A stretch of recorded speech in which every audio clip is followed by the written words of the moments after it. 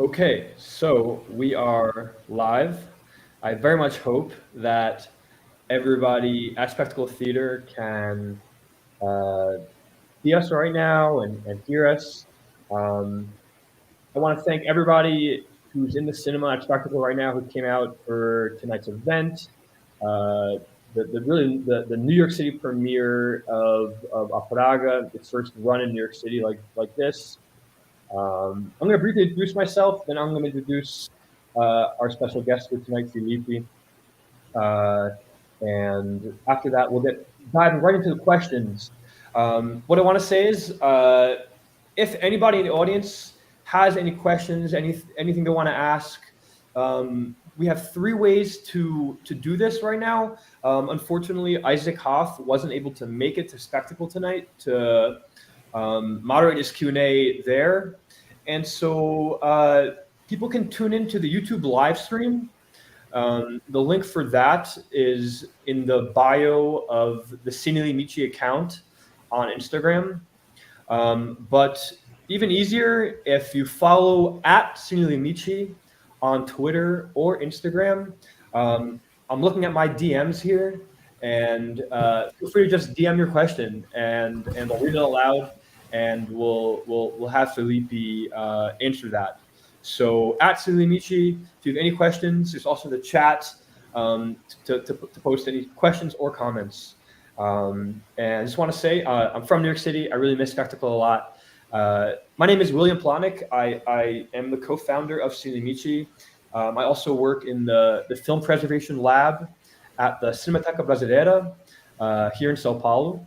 And to my side is Filipe Furtado, film critic, super well-known film critic, famous cinephile, and an excellent critic in particular in his writings about Brazilian cinema, and an excellent Brazilian film historian. And Filipe has collaborated with Cinelimite in various texts on our website, various events. He's appeared on the Spectacle screen in the past for an event with about Oswaldo Candeias. And so, Filipe, do you want to say maybe a quick few words to the audience there at Spectacle? Thanks, William, and thanks for the invitation for doing this talk, and thanks to everyone who went to expect this week, and for the cinema for playing this movie this week, because I think it's very important to see a new Mojica movie, and had a chance to see a Mojica movie in a place like New York, because his movies don't play in theaters as much as they could. So it's a pleasure to be here. It's a pleasure to talk about Mojica and about PRAGA. So I'm very glad for the invitation, and I hope everyone enjoys it. Thanks a lot, Filipe. I just want to start off, Darren Aronofsky, Gaspar Noé, and even Elijah Wood have professed their love for Coffin Joe, for José Magic Marins. I don't know if the Spectacle audience there knows, but even Elijah Wood made some headlines during the pandemic for buying the rights to José Magic Marins films. I can say with authority that these films are being restored at the moment. That's all I will say. But I just want to ask Filipe, what do you think it is about Coffin Joe that has made him perhaps one of the most well-known Brazilian filmmakers internationally, maybe whose name isn't Glauber Rocha? What is it about this figure that has so captured, these major filmmakers and audiences around the world since he was making films? Just thinking a little bit. There's something fascinating about this, because even back in the 1970s, he started to play his movies in fantastic cinema festivals, and I think he first played at Sitges around that time. I'm not absolutely sure, but I remember that he won some sort of award in an European festival for fantasy and horror in the 70s. So I know he was playing international sites then. I can only imagine that some curators likely notes his movies and there's something so expressive about some of the imagery that Mojica is able to conjure that I imagine this is something that travels well because there's some things about Coffin Joe movies that I think are very specific from Brazil. Like in the first movie, one of the things he does is that he eats meat on Good Friday, and this is obvious very strong thing to do in a small town in the biggest Catholic country in the world at the time. So there's some things that I imagine that will not necessarily travel so well, but I think a lot of his visual imagination, it certainly does. And when you go back and think about Mojica reception throughout the years, this is something that always happened. When his first couple of Coffee Joe movies played in Brazil, they were big hits, but they get terrible reviews, very very bad reviews. But like he got good notice from Rogério Gazella, who went on to be a terrific filmmaker. I think Spectre did a retrospective of him a few years ago. Glauber Rocha loved the movie when he saw it. Caetano Veloso loved the movie when he saw it. I don't know if you ever read it, but Caetano has a memory about Brazilian culture in the 60s. It's called Verdade Tropical in Portuguese, and I think it was published in Iwasa's Tropical Truth. And he talks a lot about Brazilian culture in the period. He talks a lot about movies, and at some point he stops for pages to talk about Mojica and how watching the Coffin Joe movies was very impactful for him at the time. So you can also see the movies always had this power of reaching some people, despite the low reputation that he had when he was starting. Right. So you're mentioning, Glauber, Scanzerla liking these films, even Caetano Veloso. And I wanted to mention to the spec audience, I don't know if people are aware, but in 2001, sort of Cinemateca Brasileira, Brazil's biggest film archive, it was shut down under the Bolsonaro government. It lost its funding. And towards the end of the Bolsonaro government, it reopened. And the inaugural film to play, the first film to play at the Cinemateca Brasileira since its reopening in late 2021 was indeed A Praga, and the short film which we all saw about the making of the film.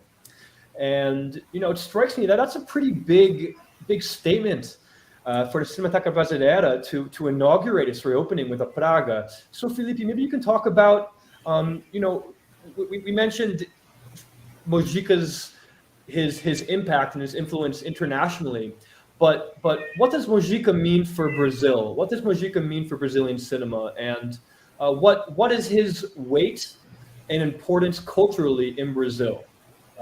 I'm going to start and mention something, Luis. I believe that Cinemateca Brasileira reopening with A Praga was very symbolic. In one way, the efforts of Eugênio Pupo to get this movie in the screens, with I imagine everyone saw in the opening shot, was itself very impressive, and it's rare in Brazilian cinema for outsiders that are not in places like Cinemateca to put this effort. Brazilian producers usually are not very careful about those things. William has been here for a while, and I know he has experience of this, so that on itself is expressive. And the other thing that's very important and symbolic about choosing A Praga to open the festival is Mojica's own history, because there's this fascinating contradiction of Mojica's career in the 60s and the 70s, that he was a successful filmmaker. All the movies from A Meia-Noite on, at midnight, I think, or so, on the Coffin Joe movies and the other movies that were around the Coffin Joe movies were very popular. He had comic books about him. He was a host on TV. The first version of A Praga was made for television in the late 60s. So he always had this presence. He was always a figure that everyone knew about. But at the same time that he was a very popular filmmaker, he was a very marginalized one. Uh, when you read the stories about it, there are some things that don't add up when you are thinking about capitalist film industry. Like the Awakening of the Beast was made with used filmmakers donate to him, and for a guy who just had a series of hits, it seems absurd that he needed that, but he needed it because people didn't want to associate themselves with him. The money filmmakers. This only started to change a little bit in the mid 70s and not for very long. And there's the very big reason that I think it's very symbolic that Cinemateca opened the in the later stages of the Bolsonaro government, and it was that the military dictatorship in the 60s and 70s hated Mojica movies. He was by far the filmmaker that suffered the most with censorship during this period.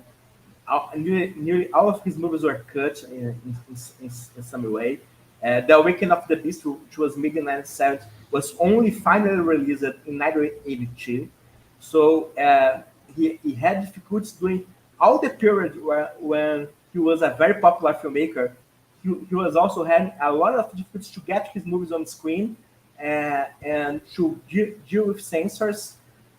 So when you are in the contest Brazil was this past few years with a far right government that was it was very in love with the memory of the dictatorship.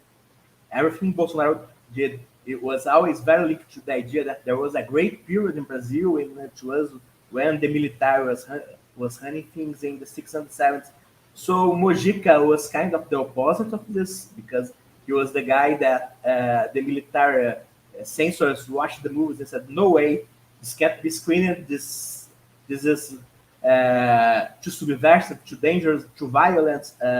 So he dealt with this throughout all his career, and this hurt him a lot because his troubles with censors was one of the reasons he had difficulties making movies. So I think it's very symbolic to reopen the Cinematheque with a PRAGA for all these reasons. And so just to finish and return to your question, I think Mojica is just very curious figure in Brazil because he's very famous, and to the end of his life, he was just big celebrity. Everyone knew him. His movies used to be very popular, then not so much. For some Brazilians, there's this image that Mojica movies must just be crack horror movies that were made in Brazil, but he also always had this critical support of some names who stood up for him, like in the mid-80s when Jairo Ferreira wrote the first book on Brazilian underground cinema movement of the late 60s and 70s. He had a chapter on Mojica, despite the fact that in theory Mojica was not an underground filmmaker.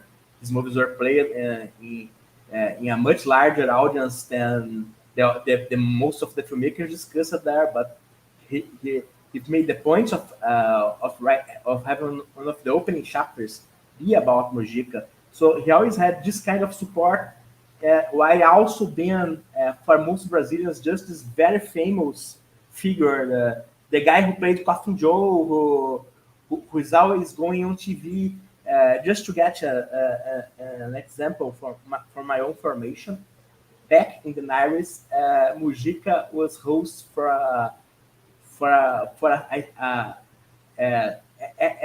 during the afternoons, during the weekdays from Monday to Friday. There was this screening of horror movies on a São Paulo TV channel. I think it was 4 or 3 in the afternoon. And Mojica was the host, which was called Cine Trash, a terrible name, but played all sorts of horror movies. And he did all this performance, which is a lot like the one he actually does in a PRAGA. The screening starts. That's the thing I think Americans know how this works. And so the screening starts, Mojica, making all this scene. Today we are going to watch. It's very much like he does in a PRAGA. I imagine that people choose to film him the way he does because it makes people remember his TV performance in the night. So he was always very much a a very visible figure, but his movies for a long while they played very little, and this started to change when DVD came about. So at the same time, more or less, that foreigners start to have an easier time watching Mojica movies. The movies got released in DVD here in Brazil. This was also around the time that the biography of Mojica called Maldito was published, and that was one of the first efforts of treating, of helping Mojica image be taken more seriously. So all things that happened there, 2000, and I think many young filmmakers identify Mojica as well around this time. I think all things were important. It was around this time that Pupo himself started to get involved in Mojica. Pupo produced the retrospective of Cinema Marginal, and a couple of Mojica movies are still in there. Just to finish a little bit, just to put some things in context, get one specific example. In 2008, the final Mojica movie was released, right? Embodiment of Evil in English, Encarnação do Demônio em português. And when this movie was released, it got a very large release. Fox was a co-producer on the movie. It got in a lot of screens, wow. But nobody went to watch it. It was that very strange thing. They put money in promotion. Mojica went on TV channels that usually wouldn't have Mojica in, because Mojica was that figure that usually show up in more low-rent programs and TV shows, and not in the biggest ones. But for the movie, there was American money, everything. But nobody watched it. Then when the movie hits the home video, people start to watch it, because there's this image that Mojica was supposedly just bad filmmaker and all that. So people didn't want to pay to watch him in the theater, but they were willing to watch it on cable and everything. So it's very complex how Mojica image usually works in Brazil. There's many forces going in different directions. But I really believe that nowadays he's getting more and more respected. Filipe, so A Praga, it's written by these two. Well, it's credited. The screenplay is credited by someone named Rubens Luchetti. I think I'm pronouncing that correctly. I think so. Can you give us some insight into who that is? From what I understand, it's a pretty big figure. Yes. Did he collaborate with Mojica in the past? Is this something? Yes. So let's see. Rubens Luchetti, who is a Italian-Brazilian writer of mostly comic books and pulp. He was Mojica major collaborator from the late 60s until the more or less the time that A Praga was made.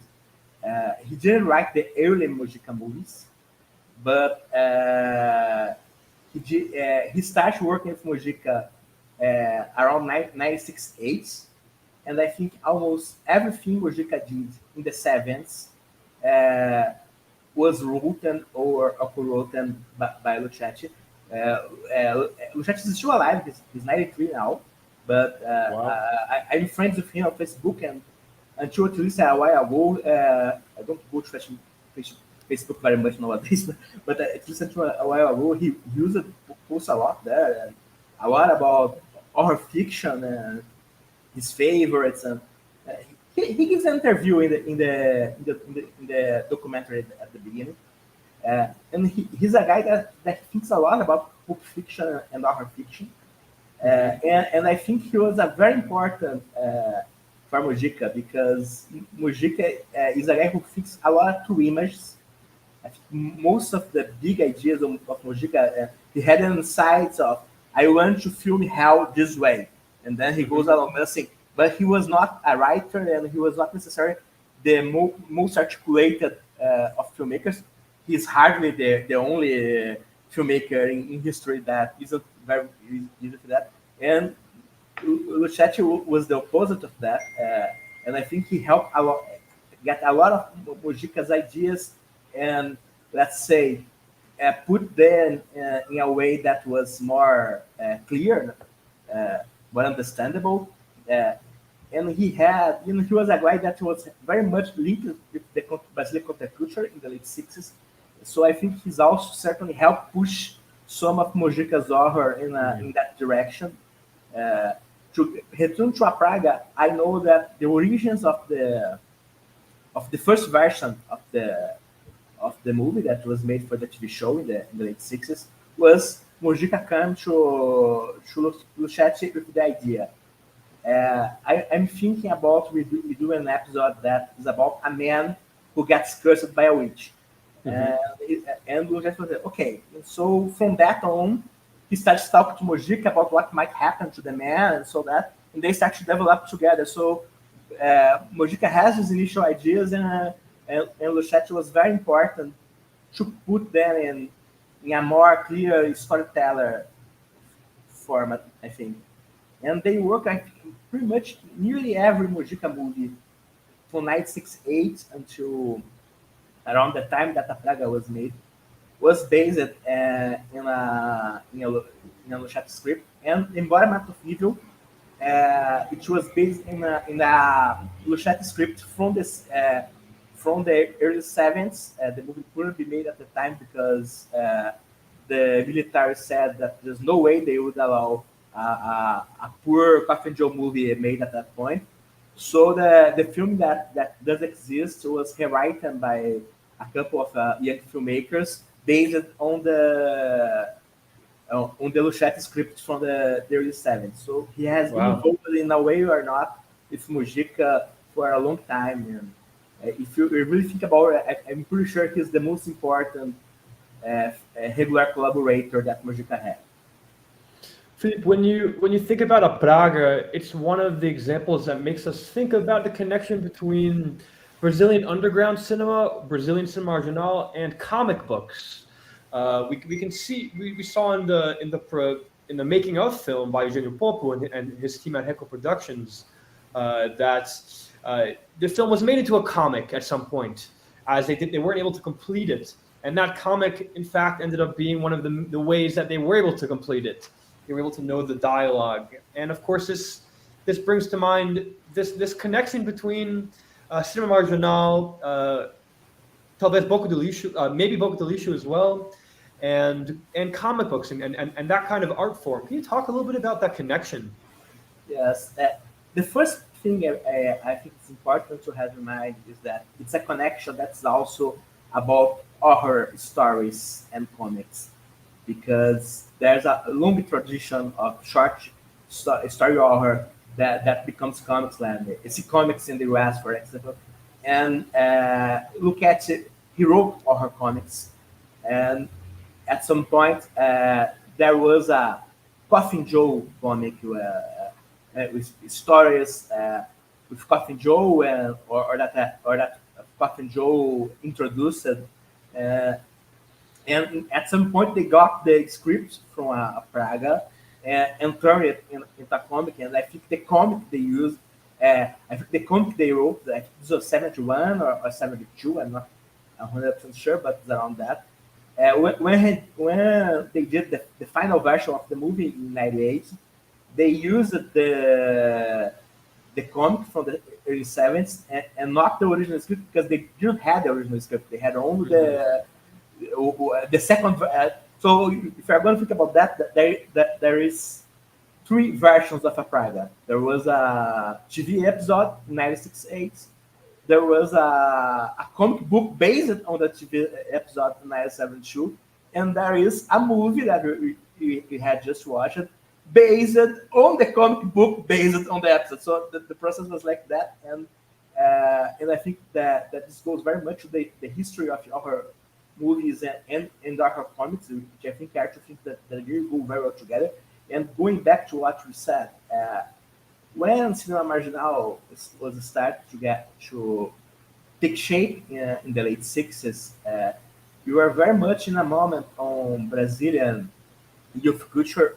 One of the main discussions that there was the relationship between Brazilian culture and American culture, and one of the things, especially low American culture, and one of the things that was the lowest was comic books. And some filmmakers, they create a relationship with comics. It was one of the many ways they found out to talk about the future and to, let's say, be provocative towards the more conventional filmmakers and critics. So we're gonna do things that are influenced by comic books. Rogério Sganzella, for instance, he has a short he made around that time that was about comic books. And if you go to a movie like André Luiz Oliveira's Meteorego Kid, which is one of my favorite Brazilian movies from the late 60s, you can tell that comics were a point of reference for him. So I think it was genuinely a very big thing for some of the filmmakers of cinema marginal. This idea that let's be influenced by comics. There is this other movie that I think I rewatched the other day that's very good. That's The Pornographer, which was directed by João Calegaro, which the main character he gets a job editing a magazine of porn, most of which comics or photo stories, and it's kind of an allegory for filmmaking because everything's going well, and then Playboy is released in Brazil, and suddenly the pornographer has to fight the American pornographers and all the industry, and it becomes a gangster movie. So this idea, I think that there's just two relationships that go at the same time. This is also, I think, something we can notice in some Tropicalia albums. It's this relationship with low American culture that is both a fascination and also a certain suspicion, because there was the worry about how the industry might affect the filmmakers in Brazil and the artists in general. But there's just fascination. This low culture is very interesting. It shows up in many movies, and I think one of the reasons that Mojica was so embraced by the filmmakers of cinema marginal was because they could see how, on his own way, he was dealing with a lot of those same questions. So one of the things you mentioned on Letterboxd about the film is that the Super 8 adds an element that you think sort of separates it perhaps from other films of that time, and it made me think a little bit about Super 8 as a format and what perhaps it might mean in Brazilian cinema, and what it's doing here in this film. I know that Super 8 is a popular format for underground filmmakers. What I don't know is this the first film that Mojica has made on Super 8? Is Super 8 a common format for productions of this scale? Let's say it's a genre film. It's not a super underground film. It's a film meant to fit into to perhaps be played in a cinema. And what does it say to you that Mojica picked up a Super 8 camera in 1980 to make this film? What does it say to you about where he is in his career?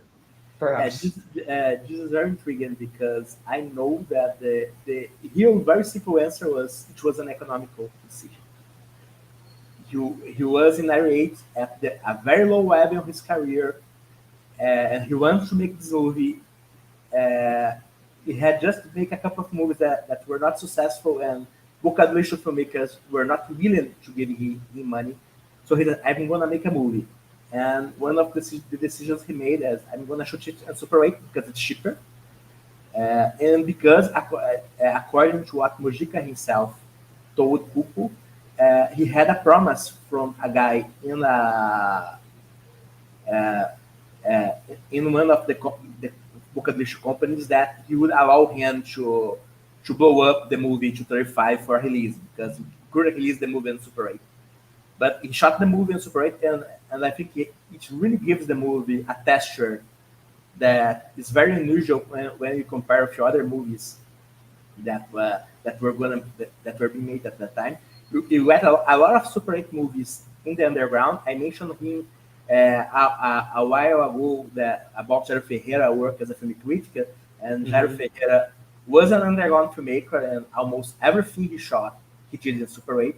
They were usually diary movies, which he filmed himself and his friends. One of them was a movie with Mojica, or Her Palace Hotel, that I think is very worth people seeking out. And so there was a traditional Brazilian independent scene of shooting movies on Super 8. And Mojica, he had this very unusual position because he was a commercial filmmaker who was always very embraced by the semi-underground scene. So I assumed that he thought, I can do a movie like this. I can do this movie in Super 8 and I can make it work. And I personally think that the movie looks in a way that's very unlikely other low-budget horror movies made around that time, and that the option of shooting it in Super 8 was very positive in this way. And that one thing about PRAGA that I think it's important to mention is how the movie we have today is a little bit of a hybrid, because it's the movie. Most of the movie is the movie Mojica shot in '98, but there's a few scenes that he and Pupo did together in 2007, and the post-production you have now was done by Pupo a couple of years ago, and I think one thing Pupo did that I think was very smart was he didn't try to make the movie too modern. Like the sound of the movie, he didn't try to make it a very 2021 sound design, which he probably could have tried, but he doesn't do that. And one of the other smart thing I believe he did was he recognized that this was shot on Super 8, and it's better to try to keep it with this texture, because I do think that other producers might look at it and think, let's clean up this image and try to make it more generic, bland, so that. But Pupo did the opposite. So the movie really has a certain half edger that when we look at low budget horror, it's not a shift the same way that I think Mojica get. And Mojica was a guy with a very good eye. So I think from the moment he started to work with Super 8, he does found ways of making the Super 8 work for his movie. And in this way, I do believe the movie does belong to a certain traditional of Super 8 cinema, of Brazilian cinema. I believe you may know this better than me, because I think you has, through your work in preservation, you have watched a lot of very little seen Super 8 movies.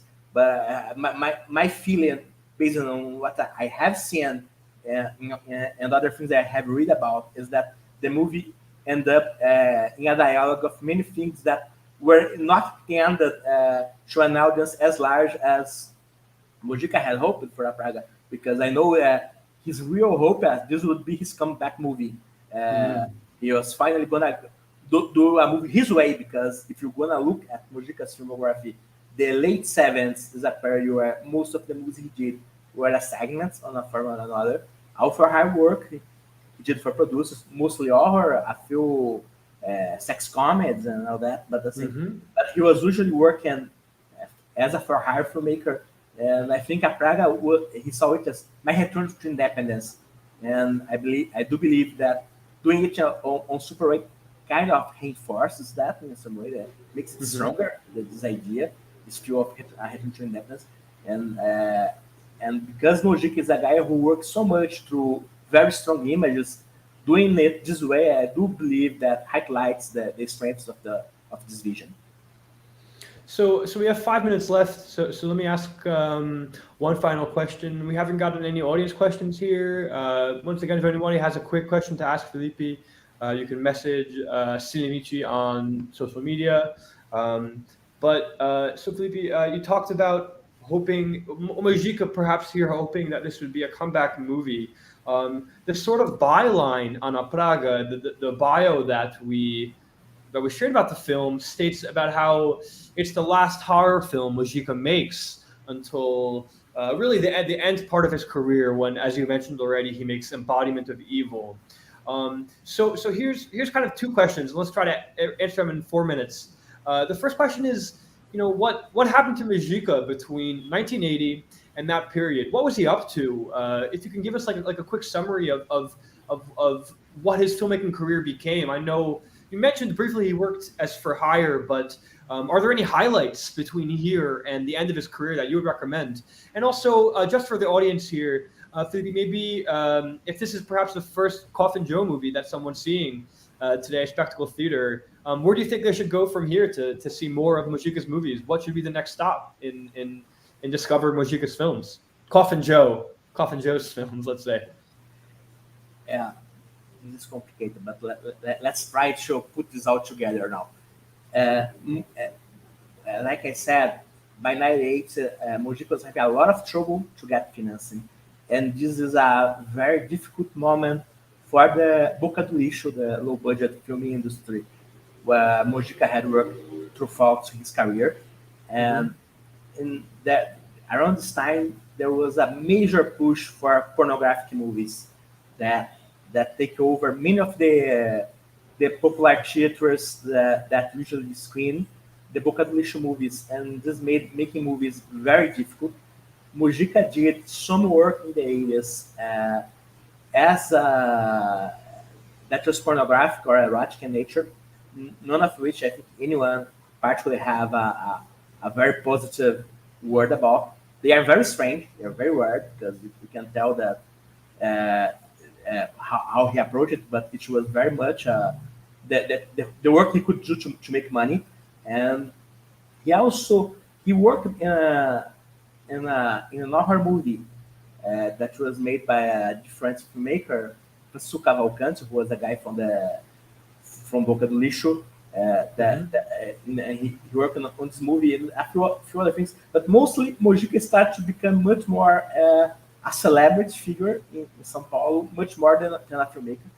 He would occasionally do cameos on other people's movies, particularly cheap horror movies and things like that. And he would appear on popular talk shows and this kind of thing. And this became a lot of Mojica work during a long time. Around all this time, he had the hope of making the third Coffin Joe movie. I know this was his biggest dream. He wanted to finish his Coffin Joe trilogy, because there's many Coffin Joe movies, but there is the movies Coffin Joe appeared on, and there is the two movies he did in the in the 60s, at Midnight and The Scorps, and then closer to the end of already in this century, that there was Embora of Evil, which was supposed to be made in the early 70s. So this was his big project, but it was a little expensive, and he never managed to get the money going. And like I said, there's this thing that people look down on Mojica because, he's a fresh filmmaker, he made cheap horror.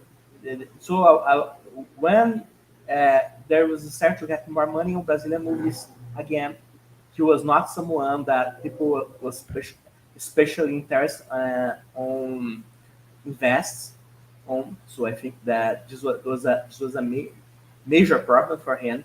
No one wants to give him money.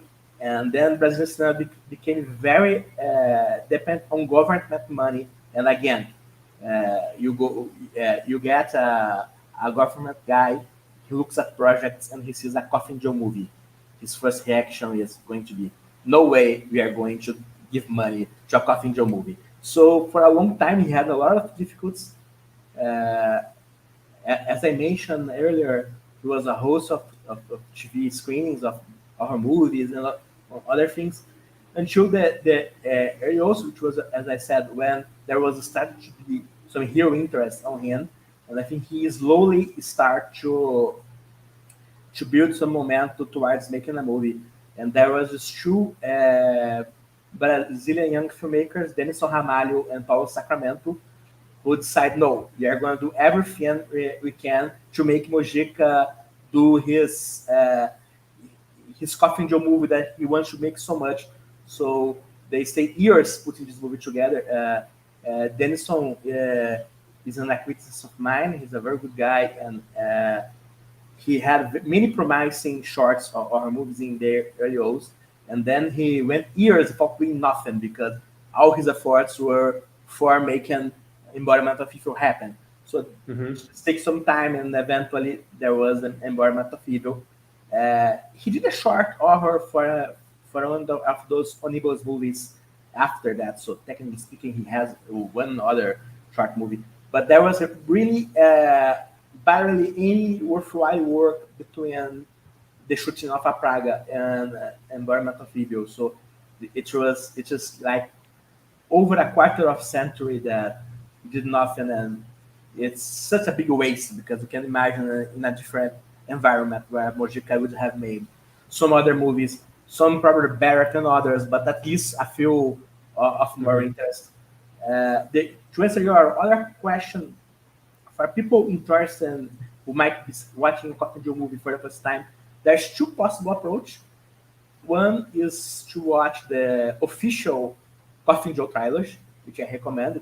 They're all very interesting movies. The two made in the six at midnight I will take your soul, and this night I will possess your corpse, which is one of the best titles of any horror movie ever. And the Embodiment of Evil in 2008. So this is something you can do. And if you want something more simple, I'd say that, and you like the Praga, one recommendation I would give you was to try to watch The Strange World of Coffin Joe. It's a movie with 3 episodes. Three small stories, and in some ways they are made in a spirit that I think is a lot like a Praga. So if you like the Praga, that's a good way to watch another movie of him, because it was made around the time he was doing the TV show for the first version of a Praga was made for. So it's very much the same kind of spirit. All those small horror tales that build up to some big conclusion, violent conclusion.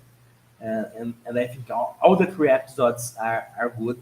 They're very worth to see. So this is something that I believe that people might be interested if they like a Praga. Great. Well, we have to wrap it here. I want to thank so much everybody at Spectacle for coming out. I want to thank the projectionists at Spectacle for helping out. We changed the format of this event at the last minute. I'm going to be at Spectacle in October for a live event with Fabio and Draghi. Keep a lookout for that. And thank you so much, Filipe, for joining us tonight and speaking about Praga. Filipe, do you want to say one last very, very quick thing to the audience there at Spectacle before we head off? I just want to thank everyone for coming here, and if you had any chance, try to watch more Mojica movies because they are very worth knowing. All right. Thanks so much, Filipe. Thanks so much, everybody. And that's it for tonight. See you later.